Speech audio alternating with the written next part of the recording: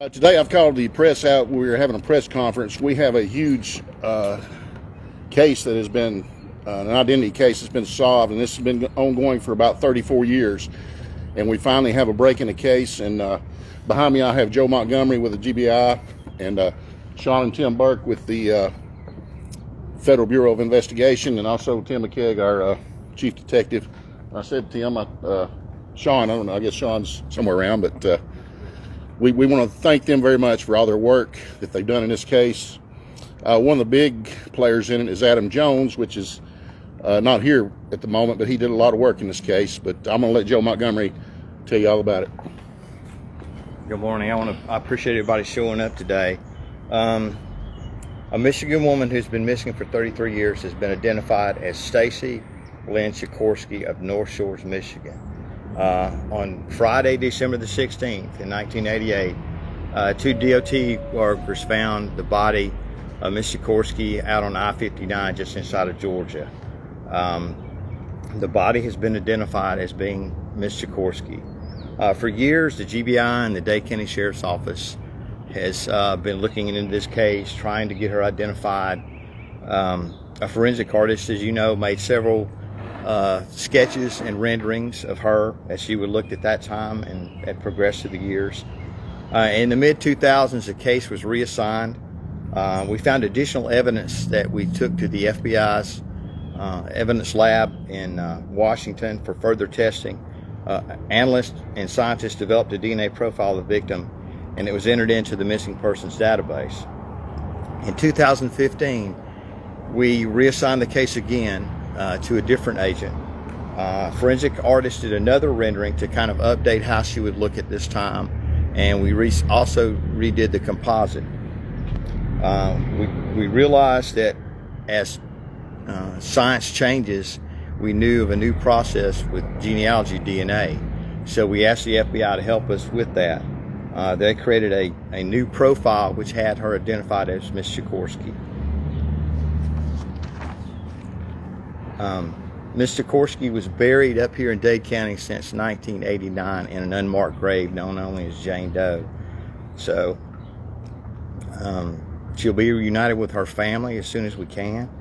And the combined efforts of all these agencies, the Dade County Sheriff's Office, the FBI, and the dedication of the GBI agents in our office, this is the fourth cold case that the agents have either brought a killer to justice and or brought the victim home that's been identified to their family. And today marks the day where we hunt for the killer now. But I appreciate everyone showing up, and I'm going to let Tim say a few words. Tim Burke with the Violent Crimes Group out of Atlanta has been a driving force behind this. He got the genealogy DNA done, and then agents went out with that information and had that to where they could find out that Miss Sikorsky was actually missing in 1989. So I'll let Tim say a few words. Good morning, Special Agent Tim Burke with the FBI in Atlanta. I'd like to thank the sheriff and Joe for having me here, and really for allowing the FBI to be a part of this investigation.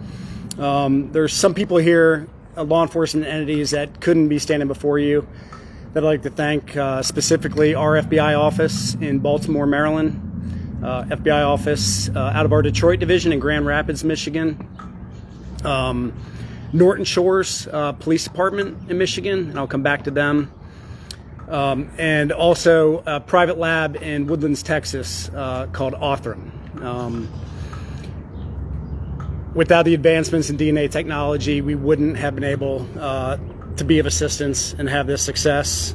So we're grateful for that and for the work Othram did kind of at the front end of this DNA investigation. Sort of a tale of two investigations, one with Stacy, that was an unidentified murder victim here in Georgia years ago. And then, you know, as we found out recently, there's a missing persons investigation in Norton Shores, Michigan. I was lucky enough a couple weeks back to be part of a team with the FBI and local law enforcement in Michigan, Norton Shores Police Department, to make notification to Miss Mary Beth Smith. And she's the daughter of Stacy Lynn. the mother, I'm sorry. And we were able to notify her and bring her a little bit of peace. We also were able to provide some jewelry that was found on Stacy back here in the crime scene and return that to her. And we look forward to helping in any way with the remaining investigation and also getting Stacy's remains back to her loved ones in Michigan so that she can find the rest in peace. Thanks. Without the relentless work that these agencies have done throughout the years, I mean, this case is almost 34 years old, and they've worked this cold case for, a nonstop since we've discovered the body. So I give them all the credit. They've done a great job in identifying this lady, and just hopefully it'll lead to, if the person that did this crime is still, if it is a murder, we hope that they will bring justice for the family. Joe. I've got a picture of how Miss Sikorsky looked when she went missing. This is, you have to keep in mind, this is from probably 1988 or 1990. And that's how she looked at the time. And of course, this is our rendering that we did of how we thought she looked at the scene. And that's from Miss Marla Lawson.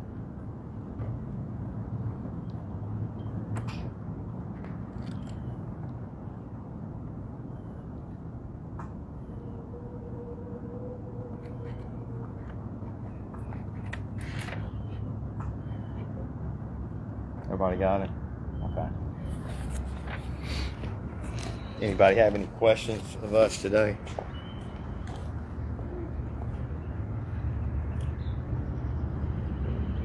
Where was her body found again? It was off I-59 northbound, just inside of Dade County, about 5.3 miles just inside the Georgia line. And her body was found in 89, but this had been 88. 88.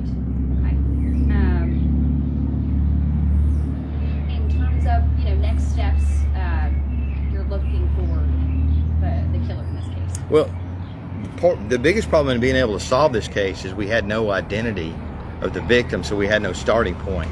Now we have a starting point, and now that's a big jump for us to be able to have that starting point. Plus, we already know where she's from.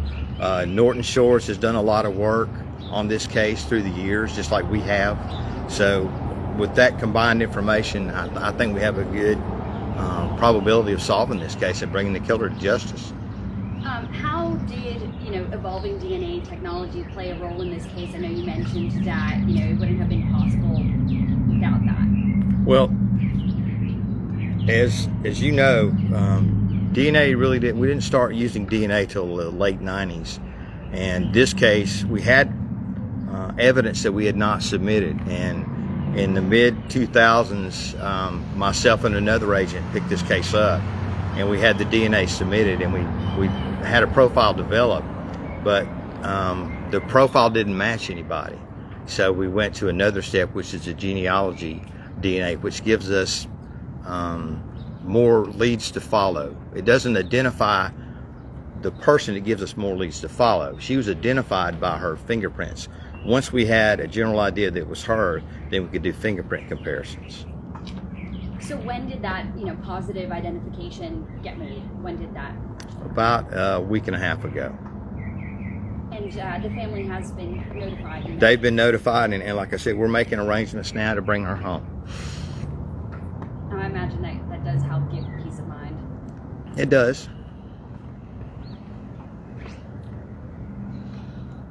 Thank you.